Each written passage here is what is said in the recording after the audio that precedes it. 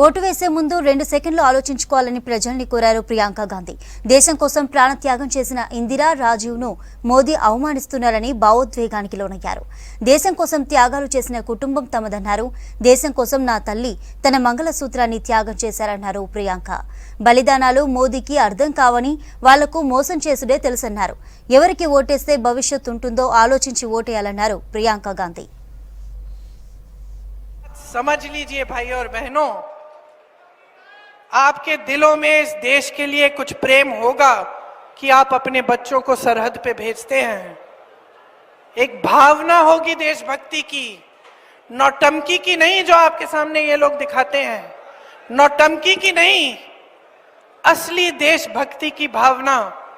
मैं ज्यादा इन चीजों के बारे में बात नहीं करती, लेकिन मैं आपको बता सकती हूं कि 19 साल की उम्र में जब मैं अपने शहीद पिताजी के टुकड़े घर लाई तो मैं नाराज थी इस देश से, मैं नाराज थी।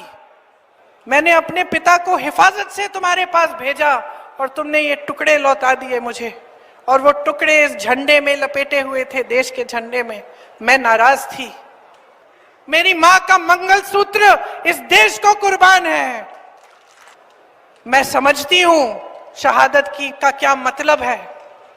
आज मैं 52 साल की हूं, पहली बार मैंने ये चीज सार्वजनिक ऐसे मंच पे कही है, लेकिन वो जो नाराजगी थी मेरी, आस्ते आस्ते मैं समझी कि उस तरह की जो नाराजगी होती है वो सिर्फ उससे होती है जिससे प्रेम करते हैं हम। मेरे देश के लिए मेरे दिल में कितना प्रेम है मैं कैसे समझाऊं।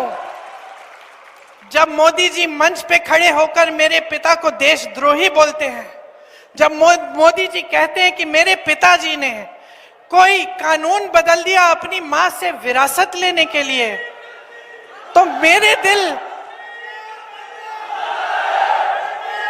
तो मोदी जी इस बात को समझ नहीं पाएंगे कि मेरे पिताजी को विरासत में धन दौलत नहीं मिली, मेरे पिताजी को विरासत में शहादत की भावना मिली। आप समझ सकते हैं, आप समझ सकते हैं। इस देश के किसान हो, इस देश की मिट्टी आपने सींची है अपने पसीने से, अपने इतने बेटे भेजे हैं सरहद पे।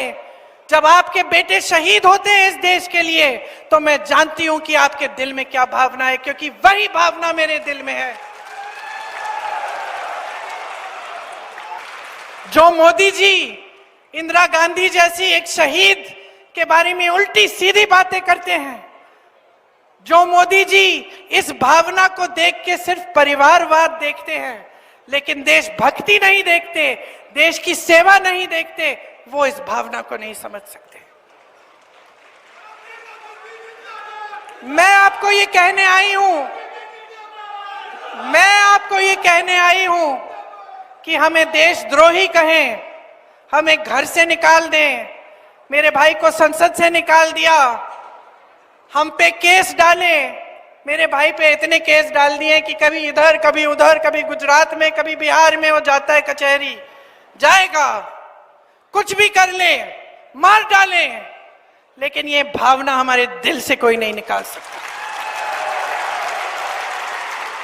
और क्योंकि हमारे दिल में ये भावना है, इसीलिए आज आपके सामने खड़े होकर मैं आपसे एक आग्रह करने आई हूं। देश की जनता हो, सर्वोपरि हो, जागरूक हो जाओ। जो टीवी पे दिख रहा है, जो रोज रोज सिखाया जा रहा है, जो रोज रोज दिखाया जा रहा है, जो प्रचार किया जा रहा है, जो बड़ी बड़ी होर्डिंग्स लग रही हैं, वो सच्चाई नहीं है।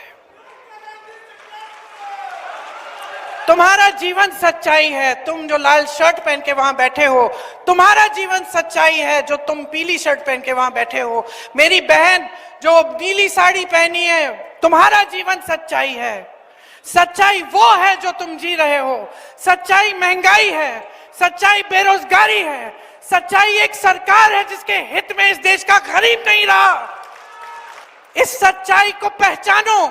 ये देश किस दिशा में जा रहा है, इस देश के नेता कितने निकम्मे बन गए हैं कि जब आपके सामने आते हैं 10 सालों के राज के बाद आपको एक चीज नहीं गिनाते जो इन्होंने आपके लिए की। आपको सिर्फ धर्म की बात बताते हैं, वो बात जिससे आपके जज्बात उभरे, जिससे आपको लगे कि मेरे धर्म पे कुछ आंच आने वाली है, जिससे आपको लगे कि कोई मेरे धर्म के साथ खिलवाड़ कर रहा है। क्यों करते हैं?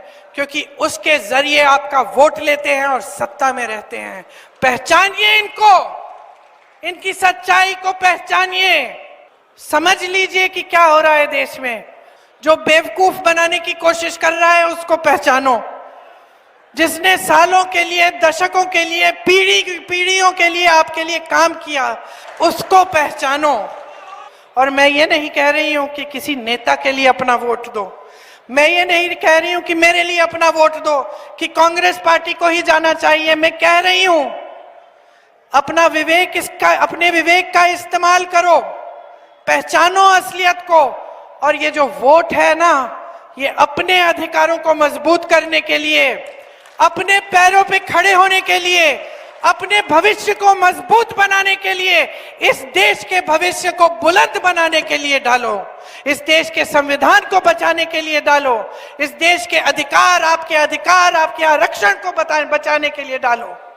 ये आपका वोट बहुत कीमती है, इसको हल्के में मत लेना, इसको हल्के में मत लेना। कुछ भी करिए, लेकिन पोलिंग के दिन जब आप पोलिंग पे जाएंगे, 2 मिनट के लिए, या 2 मिनट नहीं, 2 सेकंड के लिए जरा चुपचाप आप खड़े होकर सोचिए कि मेरा वोट किसको जा रहा है।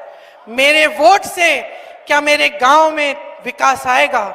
मेरे वोट से क्या मेरे बच्चों को रोजगार मिलेगा? मेरे वोट से क्या ऐसी स्कीमें आएंगी जिससे मेरा फायदा होगा? अब सच्चाई पे उतरो, इस देश को बचाओ और अपने भविष्य को बचाओ। जय